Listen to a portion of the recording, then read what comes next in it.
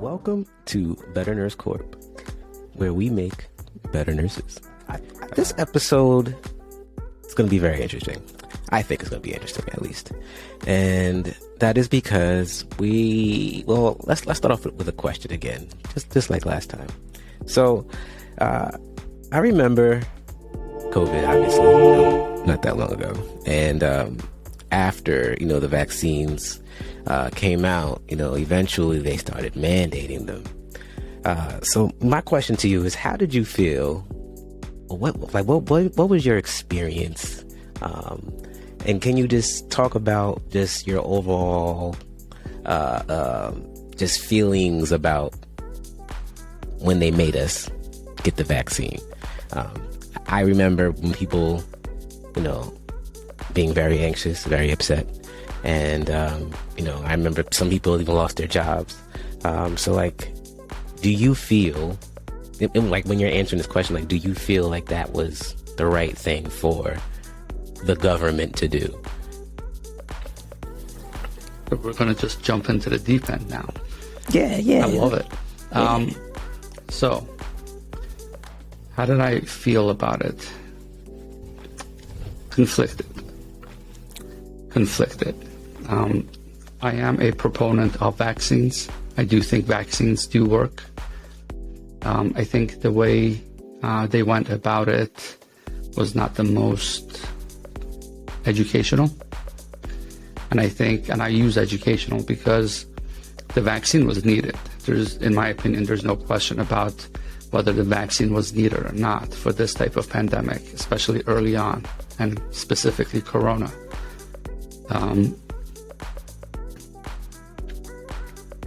They could have educated the public a lot better about how they're creating this, the mechanisms, how they created it, and what the realistic expectations are, the good and the bad, not just the good. So with that said, that's why conflicted.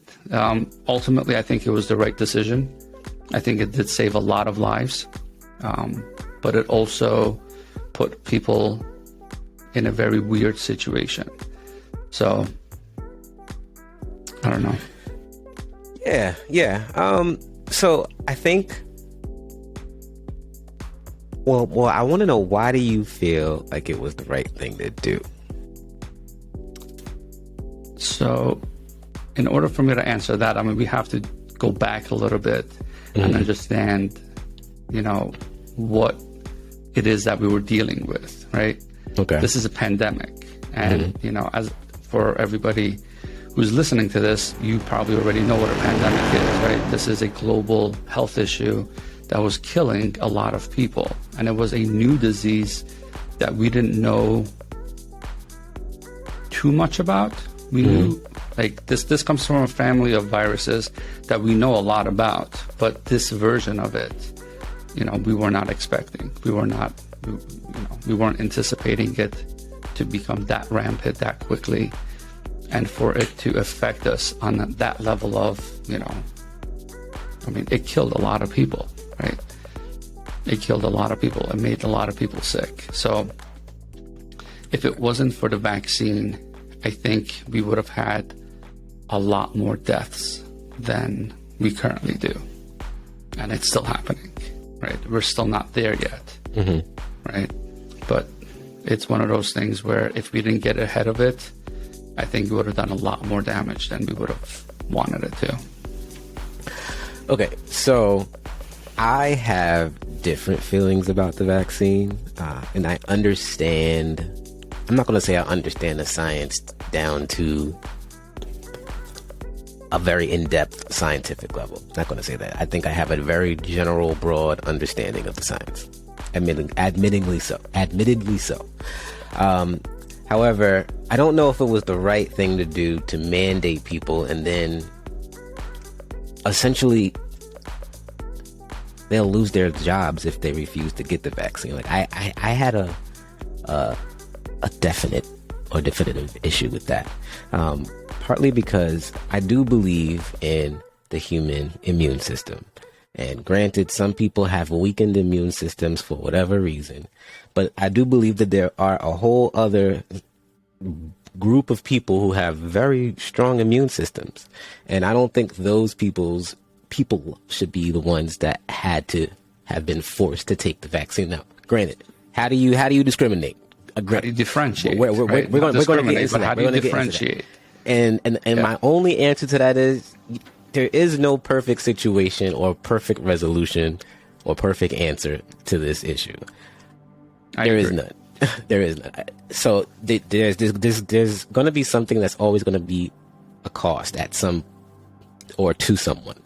But I don't know. I just have a really bad issue with it, and we're going to get into, the historical implications of vaccines. And I'm not saying that I don't think vaccines are important. I do. We have eradicated a lot of issues, and so because of those viral eradications, So you're not an anti-vaxxer. No, not an anti-vaxxer. No. You have issues the way it was implemented. I have issues with the way COVID-19 vaccine was handled. Yes, and the vaccines. I have an issue with that one. Yeah, we could have done it better. I don't disagree with that. We definitely could have done it better. Like I said, I think there was a lot of education that needed to be there. But then it goes back to the risk benefits, right? How much time do you have to educate somebody while producing it, while trying to get ahead of the sheer number of deaths that were happening? So it's one of those risk benefits. And in healthcare, we do that all day long, right? That's the game. Like if nobody else has, told you, not you personally, but you as the audience member listening to this, healthcare is a risk benefit game, right? Everything that we do has a negative repercussion. Whether you give somebody Tylenol to water, it can have a negative, repercussion. And that's the most basic version of it. Then you get the gamut of everything else that we do. So it's always a risk-benefit ratio. Yeah. So, I wanted to have that conversation because that really directly involves, everybody, but also, a very common health issue, or just issues in general that can be caused by either bacteria or viruses.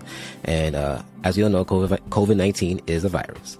But we thought it would be interesting to really go into viruses and just talk about viruses and the difference between viruses versus bacteria. And hopefully at the end of this conversation, people will be more informed about vaccines and make better informed decisions about whether or not they're going to take a vaccine or not, or just be more informed about whether or not the vaccine that they already got, now how that worked.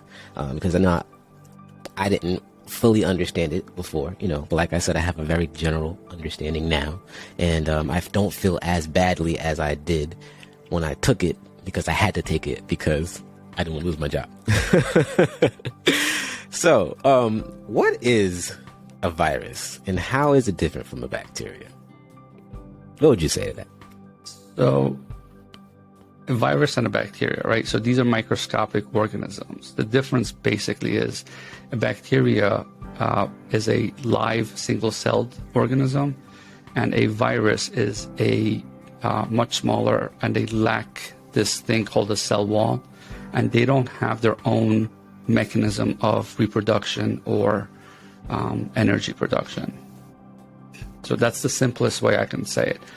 Bacteria, you can think of it as a traditional life form. It can replicate itself and it can create its own energy source. A virus cannot. A virus is a parasitic, that's the way I think about it, a parasitic structure that requires our cellular makeup for its reproduction and its replication, which is reproduction, but energy production as well. So without a host, a virus can't survive. A bacteria can. Right. So that being said, how do you get rid of viruses if you already have a viral infection? Or, for purpose of this conversation, how do you prevent viruses or prevent them from getting infections? So everybody's familiar with antibiotics, right? It's in the name. For bacteria, it's simple. You give them antibiotic. And I think we need to address the antibiotic use as well, just very briefly. In this country and around the world, the use of antibiotics is absurdly high. We prescribe antibiotics even when it's not indicated. So if somebody has a cold, they want an antibiotic, right? And it goes back to our previous discussions. Know what you're treating, right? The treatment has to be, applicable to the disease process. So giving antibiotics for a cold, which is a virus, it's not appropriate. And the reason why I bring this up is because we have this thing called antibiotic resistance, right? The more you're exposed to the treatment modalities, the more these things can adapt. So if an antibiotic is given for a bacteria and they are, repeatedly exposed to that, eventually it is possible for that antibiotic to become resistant, and therefore you have to use a stronger one, then you have to use a different one, and it just turns into this runaway train of sometimes we might hit a wall where we might have an organism that no longer reacts to the quote-unquote poison that we're giving it, right? The antibiotic that we're giving it. Viruses, same thing, but a little bit different. The antivirals that we give, specifically for those, viruses, those antivirals are trying to, in different mechanisms. Now, we're not going to get into the microbiology of it. We're not going to get into the virology of it. At a very high level, antivirals are competing with these viruses because one of the big differences between a virus and a bacteria is also how fast it mutates, right? So I give antibiotic X for infection B, bacterial infection B, right? And it works because it's geared for that mechanism. It's geared for that bacteria. Viruses, once they get into your skin, once they get into your cells, once they get into wherever they live, and viruses can live and act in different areas of the body. Once you get into that, it starts replicating, it starts mutating, right? And we can talk about like the different types of viruses and stuff like that. There are DNA viruses, RNA viruses, and different, the way they interact with the body and how fast they mutate is different. So we can't even generalize and say, all viruses are the same, so you can give an antiviral and it should, take care of it, because that's not true, right? So the treatment of bacterial infections are usually treated with an antibiotic, while a viral infection is treated with a antiviral medication. And maybe a antibiotic, because some organisms are opportunistic. So we might have to use multiple modalities of treatment to treat that infection, even though it's viral. So it's complicated. Yeah. So, one of the ways that I think of, and I know we're going to get into COVID a little later, but one of the issues that I had with the mask thing was the fact that viruses are a whole lot smaller than bacteria. And so unless you are actually wearing an N95, which is only 95%, only protects you 95% of, that's what the 95 is for, of whatever. I don't know how all the terminology is, but 95%. Isn't there an N99 or something like that, or N98 as well? Something like that. I think there is. But anyway, if you're just wearing a cloth mask, is my point. If you're just wearing one of those things, the virus most likely is going to get through those little micro pores, because it's really small. And so, the masks really weren't the main protector in this whole thing. The main protector was really your immune system. That's the only thing that can really protect you from this whole entire thing. It's not the vaccine. You disagree? Okay. I disagree. Why? I disagree because here's the thing. So in my opinion, that's oversimplifying it. It's oversimplifying it because one thing will not protect you. Your immune system is not guaranteed to protect you. Your immune system works by repetition of exposure, right? So for your immune system to be effective, right, even like the vaccines that we take as a child, right, some of them we might need to get boosters for much later, because depending on the organism that we talk about, the memory cells in your body will react to it at different stages, at different rates, at different times. And it waxes and weans, right? So for a new infectious disease to come in that your body's not necessarily ready for, or something that's so mutation happy, so it's such a it's novel to your body, right? You have no immune system for it. So that's like saying I expect a child to go be able to do physics. You haven't learned it. You don't know how to do it. You don't know what it is. You've never seen it. It's not something that's expected for you to do, right? So unless you have and where do we get these immune systems, right? Some of it comes from your parents, right? When you're born. Some of it you build up as you get exposed. And some of it, if you're lucky enough, new introduction, and then you produce something. But that's a Russian roulette. So I agree. That's literally Russian roulette.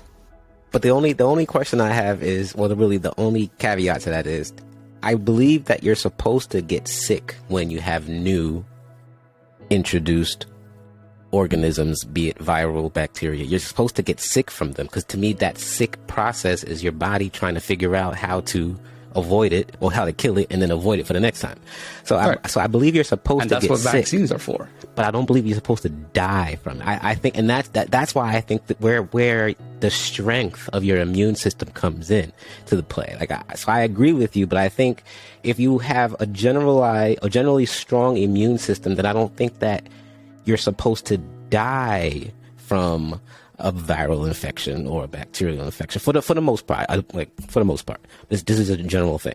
So that's why I said my statement.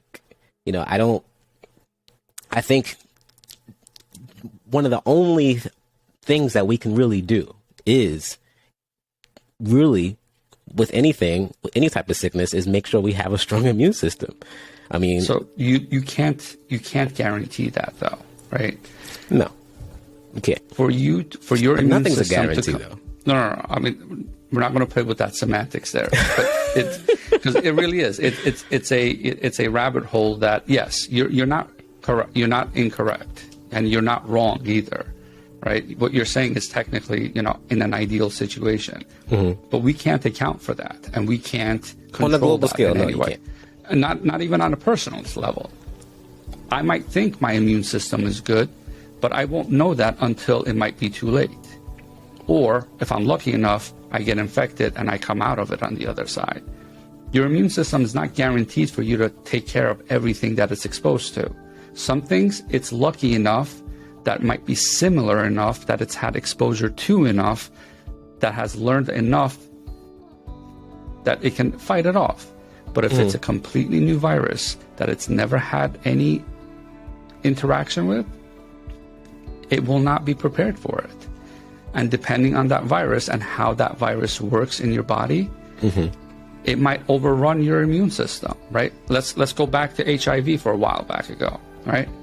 When HIV came out, we had no idea how to, aside from learning about it and how it works and stuff like that, but that virus actually actively attacked your immune system. So you didn't even have a chance, right? There are other mechanisms that viruses use that become they're so good, right, at hiding themselves that your immune system might not even recognize it as an infection. So that's where virus vaccines or bacterial vaccines come into play. The idea behind a vaccine is for us, in a controlled way, to introduce a potentially bad agent. I don't want to just automatically assume it's lethal, because it could debilitate you like polio, right? It might not necessarily have to kill you right off the bat. but like it can, in a controlled way, where you can develop that immunity. Right. Which I have no issue with. Yeah. I have zero issue with that. I agree.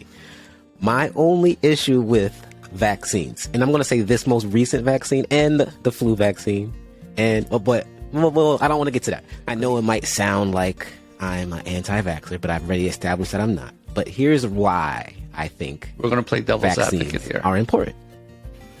So, historically speaking, vaccines have been necessary for the continuity of human life. Point blank. Like, we would not have the population of humans that we have now if we did not have vaccines. Let's just be real. So I'm going to play the devil's advocate on this one. All right.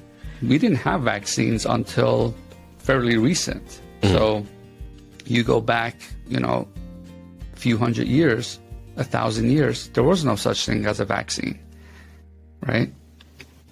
Right. So how did we survive? So to your point, right? We've been lucky. Our immune system has been able to fight a lot of things, and these genetic makeups and these immune systems have been passed down generation from generation from generation. Mm-hmm. And at the same time, we've also had millions of us die in that process. Right. So, me sitting here today, I'm a culmination of millions of years of evolution that led to my ancestors, that led to, the Homo sapiens, that led to all those people dying for different viruses, right? Survival of the fittest, all that jazz, propagate to where we are now, where my immune system can handle, I'm using an arbitrary number here, 85% to 95% of most things that we come across. The other 5%, the other 1%, the other whatever percentage that's left can very easily debilitate or kill me. Right? And some things are a lot more difficult to control. Right. So, I absolutely 100% agree. We need the vaccines. We need vaccines. We have needed them. A prime example, we have the Justinian plague in the 500s, Black Death, which is, as far as I know, the worst one. 75 to 200 million people, approximately 30 to 60% of the population. Could you imagine? What? 30 to 60%. That is literally over half of the population could have been wiped out just from a viral outbreak, a pandemic. The Spanish flu, another huge one. 50 That's to recent, 100 right? That's like million. 1920s, 1918. Yes. Right? Yes. HIV, which I didn't even consider that a pandemic, but wow. Think about it. That was a pandemic. It's virus, yeah. And then brings us to the COVID-19 pandemic and SARS. So. And these are just some of them. Just some of them. These are the big ones. The ones with millions of people that have died. These are the big ones. So, and to point out one thing, vaccines have innately been part of our biology, if you think about it. So when I talk about, if you want to rethink it, that immune system that your mom passed on to you at birth, right, was its natural version of a vaccine for a bunch of different things. Right. It gave you the genetic blueprint. She said, Brown, here's a blueprint for the first few months of your life, for the first few years of your life. Some things will be everlasting, some things not. But you are passed down with that information. Right. Right? How do you get more information? You have to get it now. You have to go out into the world, literally, and experience. And it's interesting. Extremely interesting. This is why I'm a proponent of, if you have a kid, let them be dirty. Yeah. There's no reason for, be reasonable, but don't, hypoallergenic everything. I agree. Let them grow. You gotta get them your immune system. It's like working out. Like, your immune system needs to, fight every now and then, just to make sure it's, still working right. So one of the things that we suffer now, right, with the virus of COVID after the fact is this, because we were, not the hand washing aside, I mean, the hand washing is just good practice across the board, right? That's a first line of prevention but like for everything. I feel like we overdo it with like everything now, to the point where we're just like, our hands are just losing moisture. Well, that's what moisturizers are for. A little bit of olive oil. Oh, God. You're one of those. Listen, some of the old school grandma, recipes, they work. They work for a reason. And these big pharmas are using them in their formularies now because it held some truth in it. But all jokes aside, it's one of those things where we have now done the reverse of it. We have isolated ourselves from the general population through the distancing, through the masking, through the hand washing, that things like, the flu or, common cold and stuff like that we should have gotten periodically and exposed periodically so we can keep up with it. We haven't really, right? Those numbers kind of declined these past few years. So now our immune system, like I said, I don't know if I said this in a previous episode. If not, I'm going to say it now. Our body is a very lazy machinery. If you do for it, if you take over for it, or if you don't expose it, or if you don't utilize it, you lose it, right? Muscle mass, you don't use it, you lose it. Brain cells, you don't use it, you lose it, right? Yeah. Immune system, if it's not exposed and you don't use it, you can lose it. Yeah. Not in totality, but you can lose it. You won't be as effective. Yeah. Right. Yeah. So it's funny because I'm thinking about like my son. So, before he went to daycare, never got sick. As soon as he get to daycare, all this type of sickness. He's sick this week, nose running, cough, sneeze, blah, blah, blah, blah, blah, blah. And I'm like, what the heck? And then I remembered, he's being introduced to all these different families, different germs and viruses and bacteria. Yes. And it's a good thing because now his body, while his body is very, adaptable and vibrant and just ready to just take on anything and recover, it's the time for his body to learn how to not get these things later. Think about it. When he comes in contact. Do you get sick as much as before? Honestly, no. I don't get cold. If I get a cold, it has to be pretty bad, right? Mm-hmm. Like I don't get a fever, but if I do, God help me. Yeah. Right? Same thing. It's the exact same thing, right? We joke about the nurse's immune system or the medical professionals, immune system, because we're so inundated with so many different things at the hospital that we just rarely get sick, right? I don't know if that's really true or not, but anecdotally, if you look at it, we don't get sick as much as before, right? Nope. Not it's at that all. Exposure. It's that controlled exposure. It's that ability to be able to, support the symptomology sometimes. Sometimes we can give it a medication to cure it. Sometimes we have to allow our body to fight it, but we still have to provide some type of, support system, right? To be able to go through it. Right. Remember, back in the day, common cold used to kill people. Right. So, I'm very happy you mentioned that, because that really leads me to my next question. So, we already established that viruses happen or mutate, evolve, and they kill people. So we established that part. So why was everyone so hesitant about getting the COVID-19 vaccine?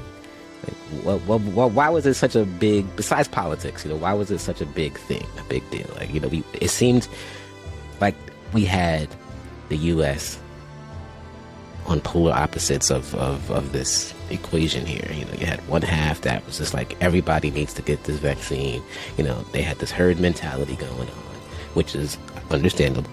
And then you had this other half like, nah, this thing is too new. We don't know the long-term effects this might have. Granted, the technology has been around, but this hasn't been studied enough. Yeah, we don't have enough information. And so, which is understandable. So,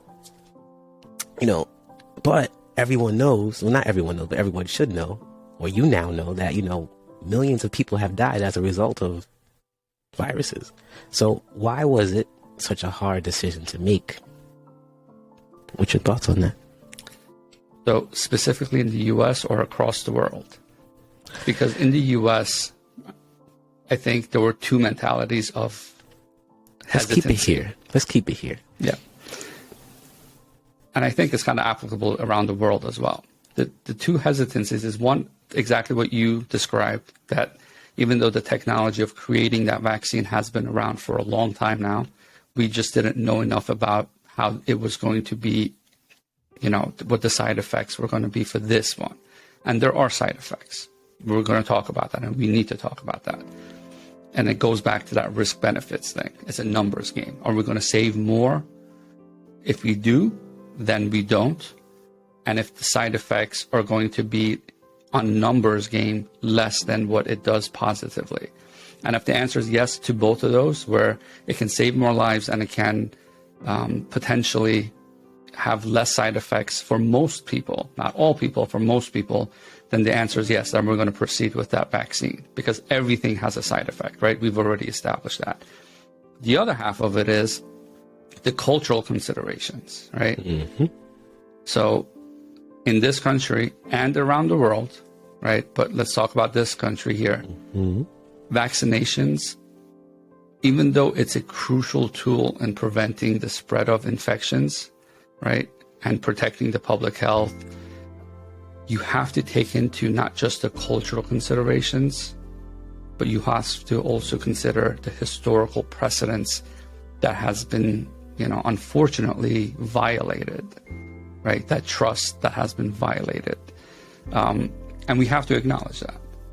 Some people say, you know, it's time to move on from that.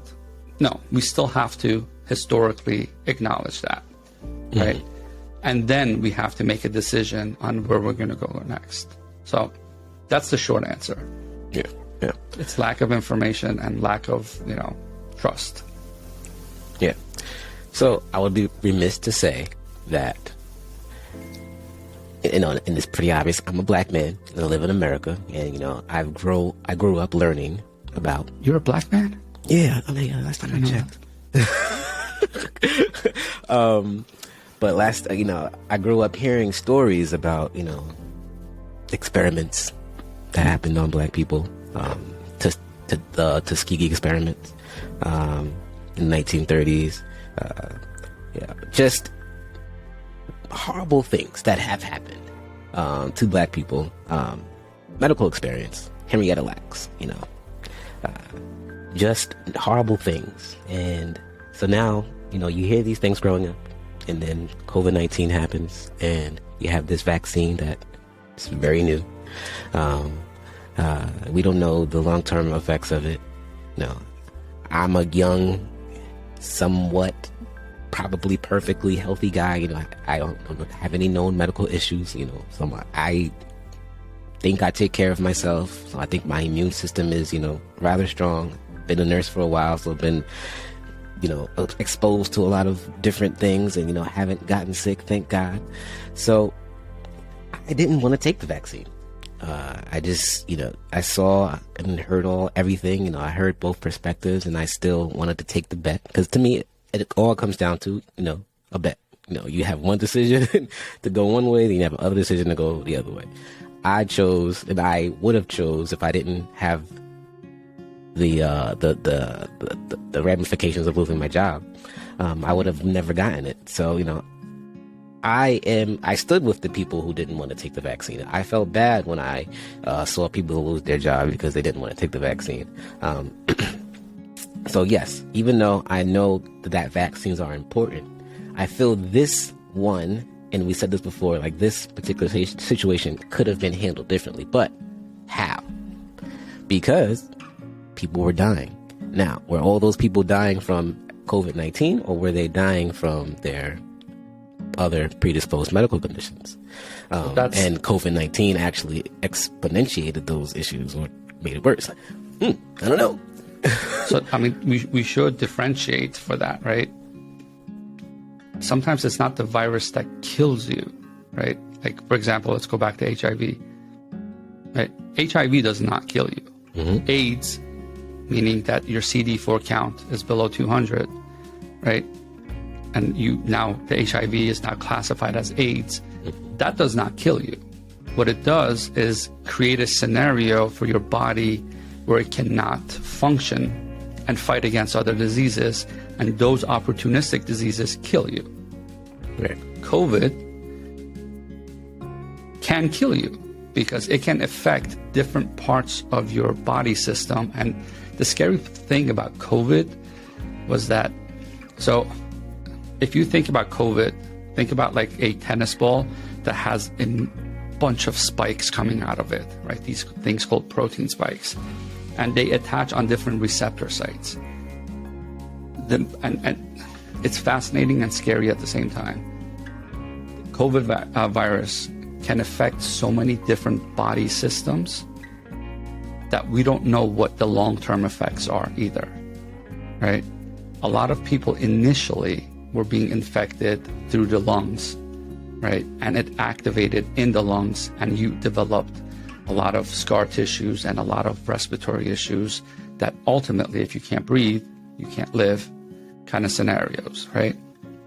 But the COVID virus can affect your nervous system, can affect your heart, can affect your kidneys. I had a family member who, we don't have a definitive, but all things aside, after she got COVID, she started profusely bleeding in her urine. And we think that the COVID virus actually affected her kidneys because she was worked up for everything under the world, and none of it came back positive. None of it. So this virus can affect so many different body systems in so many different ways that can either kill you now, kill you tomorrow, or debilitate you 10 years down the line. And the scary part about this right now is that we're very familiar with the kill you now or might have a bad reaction now, but we still don't know 10 years from now. We still don't know 20 years from now. So that's to be continued on that one. So, but for minorities, going back to minorities, right? Going back to, populations that have been historically not just discriminated, but actually violated in their trust, right? These are also very highly proportionately, a lot of unfortunate disparities of healthcare that we see more in the minority groups, whether black, brown, whatever. We're going to use black as all-encompassing, right? People who are finding themselves in that lower socioeconomic status levels, right? They are affected by these disparities of healthcare much more, either because of misinformation, because of lack of availability of healthcare, of prevention, right? Your immune system is good because you were fed well, because you got medicines when you needed it in a timely manner, because you saw a doctor or a practitioner of some sorts early on, because you were exposed to X, Y, and Z early on, right? These things matter. Now, you take a population that is deprived of that stuff, and that's a different conversation. You become more, vulnerable than anybody else. Yeah.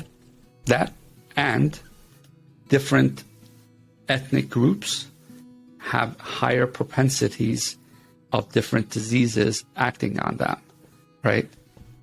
Black American has certain things that are very ideal for Black Americans to have. The Jewish population has a subgroup that has specific things that are more prone to them. Redheads, same thing. Middle Easterns, same thing. Asians, same thing. We all grew up in different regions being exposed to different things, right? So we will, react slightly differently to different things. Right. Right. And so, everybody has different beliefs and values. I know that there are certain people of the Jewish faith that did not get the vaccine. It is against their religious beliefs. I know of other people who in other religions that have done the same thing against religious beliefs as well. By the way, I would love for somebody to tell us what those religious beliefs are that will prevent you from taking a vaccine outside of it being propagated or created in an animal that is, against your religion to eat or consume or interject into your body. Right. Although there are religious, I'm aware of like the foreign bodies being inserted into your body. That's what I was going to say. Yeah. That's what you were talking. Okay. Yeah. I always wondered about that. I'm like, what is it about, in your religious text that says you're not allowed to take a vaccine? Vaccines didn't exist when those things were there. Yeah. But certain people believe in nature versus Western medicine. And I believe that vaccines are. If vaccine isn't a Western medicine, I don't know what to me, a vaccine is the perfect model of what Western medicine is. And certain people just believe that Western medicine, it might be a little too much, and that's why like when certain people lean towards the natural immunities and letting the body just do its natural thing, and then but it's a risk either way, because you can't tell me there's a guarantee that the vaccine is going to prevent you from getting COVID-19. I know people, my parents included, that got the vaccine, still got COVID-19. Thank God it's still here. Other people got the vaccine. I think you might have got the vaccine, still got COVID. So I got COVID like 3 times. I got the original OG, which almost killed me. Yeah, I remember that one. That was bad. That was like, I was on the floor, couldn't breathe, couldn't stand, couldn't like anything. I was lucky. I'm not even going to lie.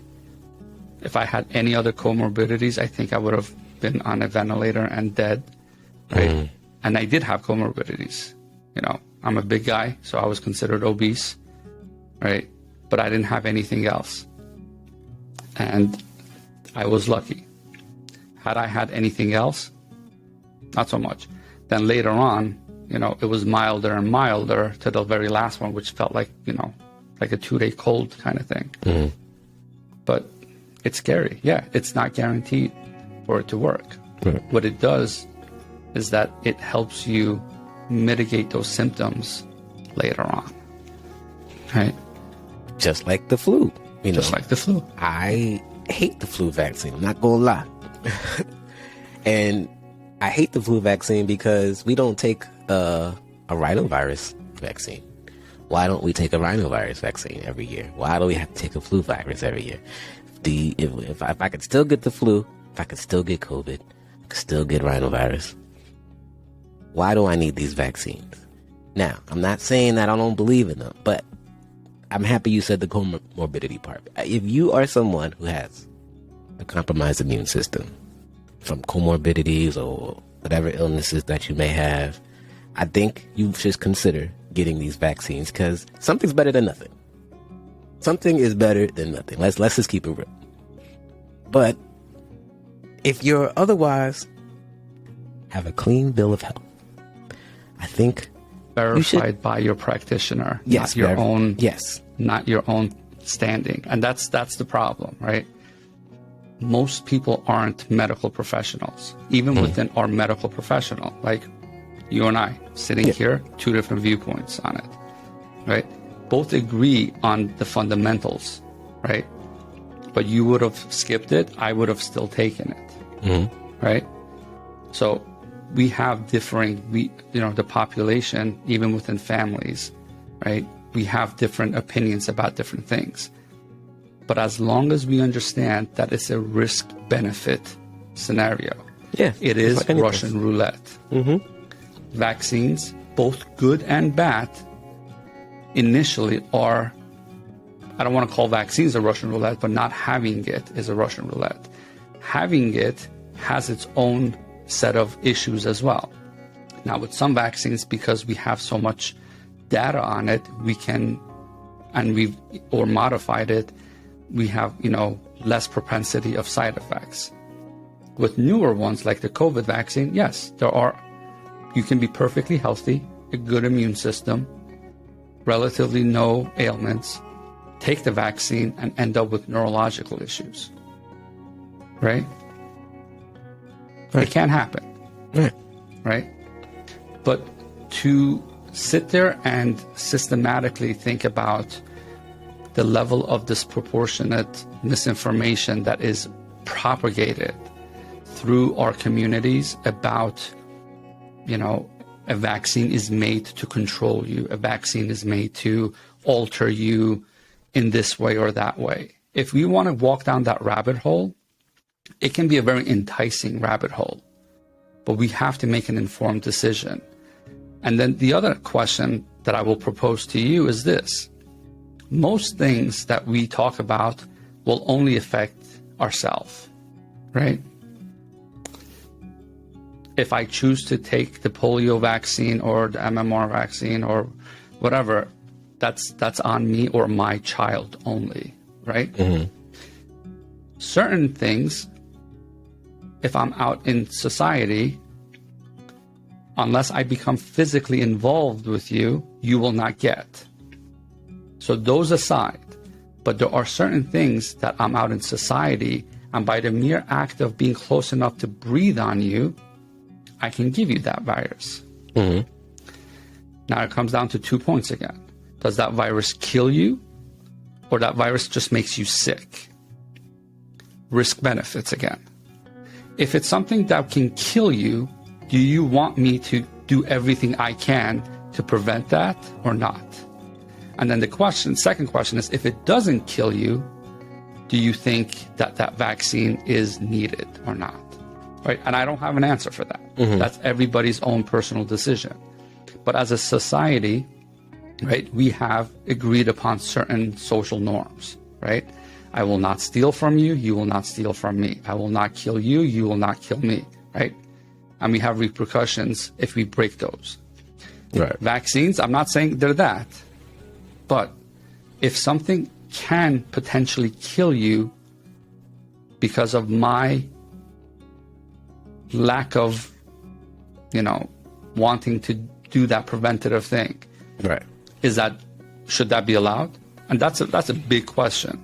Right. And I don't think we're going to answer that today. No. But that's something that we should think about as a society. Mm. No. I think the only way we could really, truly answer that question is we would have to believe that everyone is going to have the mentality of thinking that they're going to be altruistic. And not everybody is altruistic. Not everybody is altruistic. And not everybody's going to be altruistic. And so that's why I think that's really an impossible question to ask. Well, to answer, not ask. It's something great to think about, but to answer the question, there is no accurate answer to that question. But yeah, health literacy is absolutely vital. I noticed the politicalness of it. And because of the politicalness of it, I think a lot of people did not do research on it. They didn't really understand how things worked at all.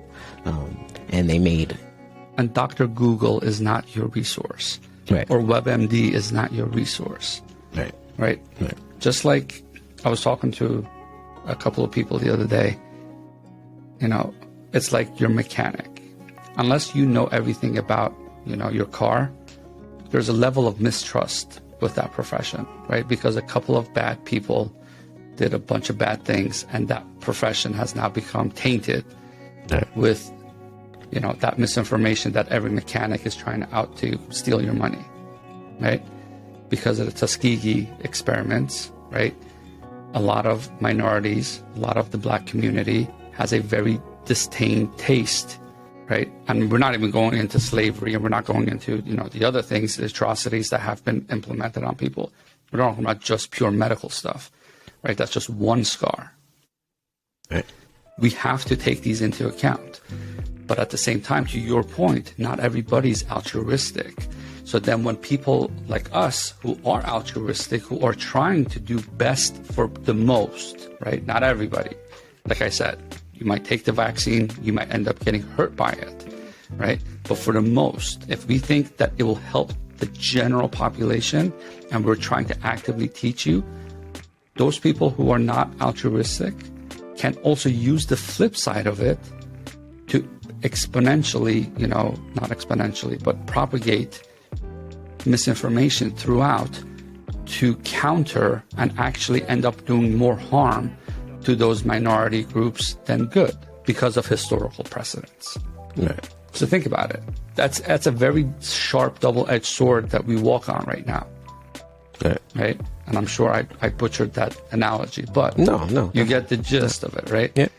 It's a double-edged sword. They're sharp on both sides, and it can be used for good, it can be used for bad. Navigating that is the hardest thing as a society that we do. But you have to, at one point or another, take some trust.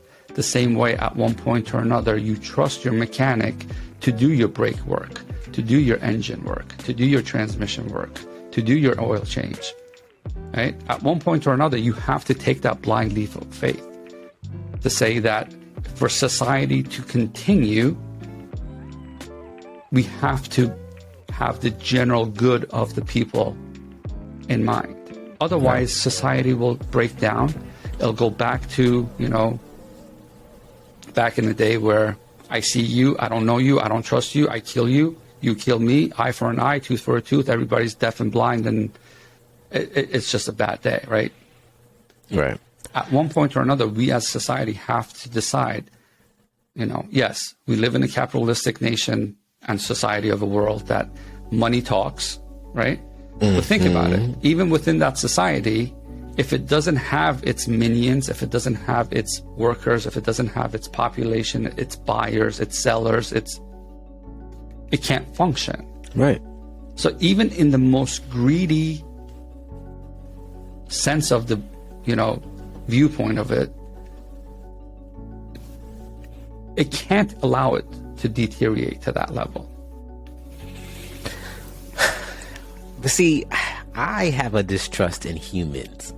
I don't have faith in humanity, and just because I'm human myself, and I know that there's a good part of me, but I know there's a bad part of me. And catch me on the wrong day, you might see the bad part of me. And so, you catch one of these corporations in the wrong year, or the wrong leader. Yeah, with the wrong leader who is greedy. Who just has this drive of just wanting to amass as much money as possible. Or a dumb leader who tells you should be drinking or shooting up bleach. That too.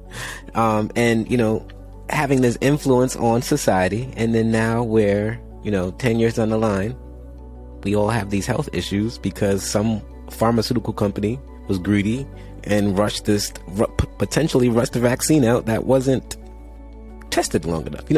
Hypothetical situation, don't know. Not saying it's going to happen. Hypothetical. But I'm just saying, it's a tough situation, and like you said, it is a risk either way. You just got to make the best informed decision. What I wish? What? I wish that our society was more geared to promoting these educational people, these learned people, more so than we do these celebrities and these athletes. Because I think about it, the cryptocurrency market was heavily influenced by celebrities because people, trust celebrities more than they do the people who are in it. Right? Well, not saying celebrities aren't smart, but you know what I mean. Like those people that are just geeky, brilliant, smart people that know how to. So I'll give you a fun fact for our viewers to look up. I'll give you some homework, and I'll give you some homework as well. The person who helped start doing this vaccine for COVID, I think they worked for Pfizer. It was a husband and wife team. They were subcontractors of Pfizer. He is an epidemiologist. She's an epidemiologist, if I'm not mistaken. And they actually saw the trend of this, disease, and actually started working on the cure of it, or a vaccine of it, I should say, months before it even actually came to the public, platform. right? So before even people knew about it, the people who were in it was their job, not just both financially, right? But it is their job, it is their passion, it is their curiosities that they actually put an entire resource just on this. They stopped everything else and started working on this. But they're not publicized, right? We don't create a human connection between our end product, the processes, and the beginning. And because of that lack, it creates this, like I said, this disproportionate misinformation, and allows for this misinformation to propagate. And the worst type of lie is a half-truth based off of a truth, right? If I can take your truth as you know it, as you understand it, as you feel it, and manipulate it just enough where it's not correct, but it's plausible, and I put in that seed of doubt, that's enough. That's enough for it to take the snowball effect and just run away, right? It's a bad day. And people can use that as a very bad and evil, tool to not only hurt people, but societies and, populations as a whole. Yeah. Which is why I got trust issues. So and these trust issues. If you go back, so let me ask you a question. At the beginning of this, because I didn't even know about it until way after, and until I did my research and the stuff that I looked up. If you knew the person who was creating this disease, this vaccine, would it influence your ability to take it or not? If you trusted that person, if you looked at their historical actions, if you looked at their history in general, right, and their motivations and their whatever, regardless of how rich they are, how much they are, right, because we live in a capitalistic society that if you create something novel that everybody needs, you will get rich. That's not a surprise. I don't think that should be a surprise to anybody. But would you have trusted it more so if you knew where it was coming from and who was creating it? If I was able to vet their backgrounds and understand them as a human, scientists and humans, and if I would have known that they were being altruistic, then I would have been a lot more or a lot less hesitant on getting the vaccine. Or definitely, absolutely. Because even there, they'll still say, you might take this vaccine and there might be repercussions. Right. We don't know. But this is the intent. Right. The intent is to be positive. The intent is for your positive outcome, not your negative outcome. Right. Right? Right. And even there, you still have to make a decision. Right. I mean, I also think this is a government thing as well. And when I say that, I mean, I feel like the government has some responsibility in making or assisting or facilitating trust with its people. And I think this was a situation. The government is society, though, right? Well, I think we allow the government to exist in one version or another through our lack of, holding them accountable, truly holding them accountable. And it's been watered down. I mean, we can do another episode on that if you want. But I mean, if you look at, because it's not just the government's, prerogative to teach people, right? It should still be a encompassing thing. I think it's the government's prerogative if they're mandating people to take it. Okay. That's I what agree I mean. with that. Yeah. They should have educated more and not politicized it. Correct. Yeah. And I think it was more political than anything. And I think that was the worst thing that could have happened. Exactly. Yeah. And so in that climate, I think it's normal for people to be hesitant. Yeah, because it creates mistrust, right? Exactly. It creates mistrust. And that's the worst thing that we could do in healthcare is destroy that trust, because there's nothing more, and I'm going to use a religious term here, but there's nothing more holy or sacred than a medical professional's word. There isn't. right? Doctors take the oath of do no harm, right? Some take it very seriously, some don't, right? Nurses, same thing. We get into it to help people. Some people just get into it for a paycheck. And like I said in a previous episode, that shows, that will show, right? And that's a disservice. But ultimately speaking, healthcare is the one unifying thing across all religions, all people, all nations, and every human being in this world. Mm-hmm. That if we do not maintain our trust in our healthcare system, the repercussions of that will be far worse than anything else. We need to create that acknowledgement of the big oopses that we've made as a society, as humans, right? And we've done it. We've definitely violated that in a very bad way. We have to acknowledge it, and then we have to be, in a very transparent way, say, these are the people creating it. This is who's doing it. This is how we're doing it. This is the educational stuff. And not everybody's going to go and read it, and not everybody's going to go and look it up. But at the same time, we need to provide that. And as healthcare workers, we are, in my opinion, we are obligated to go and do the actual research for ourselves and validate what we are looking at, right? Because there's nothing worse than for us to very arbitrarily open our mouth and say something as our own opinion versus a fact. Yep. Right? And we're all entitled to our opinions. Right.